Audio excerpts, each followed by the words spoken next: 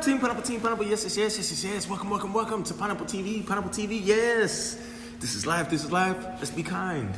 And this right here is the quick win for the win. And like every single time, every video, practicing kindness is gonna correlate into it. Practicing kindness correlates into it. And we're gonna keep following those vibes. What up, Lou? How you doing? Hope you're doing well in the quarantine and keeping the spirits up and still riding indoors. And like I mentioned, practicing kindness. That's what we're getting into. And today is number 18. Number 18 of practicing kindness. And it's not something you do for others, it's what you do for yourself. And this one for number 18 is a big one for so many of us. And it is minimizing our self-criticism. Think about that. Why is it so important to minimize our self-criticism? Because before I even get into it, I'm gonna throw it over to Quick Quinn so she can throw in her 2 cents. Or I'll lead it off. I'll give my 2 cents. Exactly. So one of the huge reasons, there's 3 of them, 3 huge reasons as to why self-criticism is so, how would I say it? So derogatory and so negative to us being kind to other people, right? Because that's what it's about. It's about being kind to others, but when we're not kind to ourselves, it is very, very challenging to be able to spread those good vibes and that kindness to others because we are so critical of ourselves. For example, one of the number ones is when you're self-critical of yourself, you super criticize other people as well. What up, Mike? How you doing? When you are so critical of yourself, you criticize others as well. And you keep doing that every single day, because one thing that I know is we are masters at criticizing ourselves. And when we become masters of doing that, what do you think we're gonna be doing of others when we can't say anything good about ourselves? We're gonna be criticizing others as well. And that is not a good thing when our whole deal is to practice your kindness. Second thing, it breaks down our self-worth. When we criticize ourselves, even when we do things that are good, we always find some negative to say, oh, it wasn't good enough. Oh, I could have done better. But when we self-criticize ourselves, we break down. Instead of building ourselves up, we're breaking it down. And how the hell are we supposed to feel great about ourselves if we keep breaking ourselves down? And when we do that, how can we be kind to other people? It's crazy, right? Instead of building ourselves up so we can build up our self-esteem, build up our confidence, we want to tear it down, even when we're doing something good. And that's the thing. We get so into the habit of self-criticizing ourselves that it becomes not even a habit, it becomes our own job to criticize and tell ourselves that we're never going to be good enough. And it's crazy. And that's why I advocate and suggest, please, don't criticize yourself so much, because it's going to spiral down and defeat your self-worth. It's just like, it's not conducive to your kindness. And the last one, your self-criticism is hate, not love. Self-hate. Yeah. I'm telling you, man, like there's that, I'm sure a lot of you have heard the feed the wolf, right? Whichever wolf that you feed, that's the one that's gonna win. And when you feed your negative self-criticism, you're feeding the hate. You're feeding the hate so much that it minimizes the love. And how can you even give real, sincere, pure love if you're always feeding the hate? You're always feeding your negative self-criticism instead of building yourself up and feeding the love. See, these are the 3 things that prevent us from being super kind or even kind to other people on a daily basis, because it really starts with us. And with those 3 things, it just chops us down every single time. And I'll give you a bonus one as well. Too much self-criticism makes us judgmental. Oh, yes. Makes us super judgmental and not understanding. And think about that. When you do something wrong, or when you're feeling down, or when you're needing to be picked up, you don't need judgmental people around you, right? You need people who are gonna understand how you're feeling. Those type of people are kind people. See, those type of people hopefully are not criticizing themselves overly too much, because if they were, they wouldn't have the space to be able to be understanding of your feelings, of your needs, of your emotions. See, See, they wouldn't even consider taking that load for you to express because they don't have the space. And normally, instead of taking the load, people will hear you and already give you answers back, right? You didn't ask for the answers. You just wanted them, you wanted to express and see if they could understand and feel what you're talking about instead of, don't fix it, right? So many of us, we hear people saying things and then we judge it and then we tell people what they should be doing. And when does that make anybody feel good? It doesn't. It doesn't. But that's what too much self-criticism does. It makes us even more judgmental. So with those things, those 3 plus the 1, I'm gonna throw it over here to the quick Quinn for the win and see if she has anything to add before we go. One thing, when we criticize ourselves, it's going to be the block from you moving forward or growing anything. There it goes. Yeah. There it goes.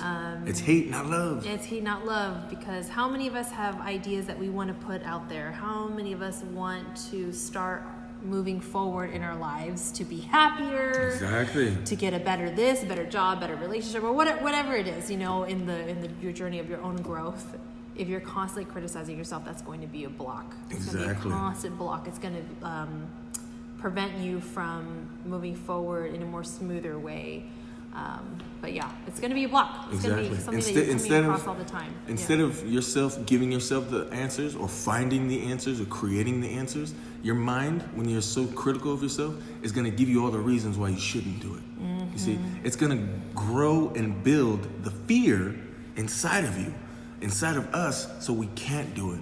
That's what so much self-criticism does. That's why I advocate minimizing our self-criticism, because it creates the fear inside of us. It grows the fear, and it grows all the negative answers, and it'll grow all the things of why you shouldn't be doing things instead of finding the actual answers. It's crazy. It's crazy. And it's actually one of the, how would I say it? Minimizing self-criticism is one of the building blocks of kindness. Because if you have too much of that, it's very, very challenging to even be kind. You know, 1,000%. You look at anybody who's has too much self-criticism, and you're gonna see a person who's very bitter. You're gonna see a person who doesn't treat people well. You're gonna see a person that's too judgmental and not understanding. So, and one thing that I know, you're not that person. You're not that person. And I'm hoping, and I'm trying to put the good vibes out there to help you realize that you're that good person, and you don't fall into that path where you keep criticizing yourself and eventually becoming the negative people out there. You're the good person. You're the good person. So, anything else, Miss Quinn? No, I mean, you covered a lot of it. So maybe think about what are one of the ways that you can start being kind to yourself. What is one way that you can start being kind to yourself? Mike, definitely connecting with the message. I definitely struggle with self-criticism as striving to better myself. Tough balance to find. Yes, it is. So 1,000%, the question is Mike. to you. You know, what is one act of kindness that you can start doing for yourself? Doesn't have to be something big. Right. It could be something small, like we've mentioned. One small, simple act can add up to something big. Right. Yeah. And how would you? What would be a simple act that you'd suggest? Can you start writing to yourself? Can you start doing that? Right. There's 2 things that we always suggest. Yeah. Journaling your feelings, journaling your and expressing your feelings. Yeah. And See? that's kindness, right? Exactly. Yeah. Because one thing that I know is we have way too many thoughts up here and nobody to tell it to. See, and hopefully the ultimate safe place is you.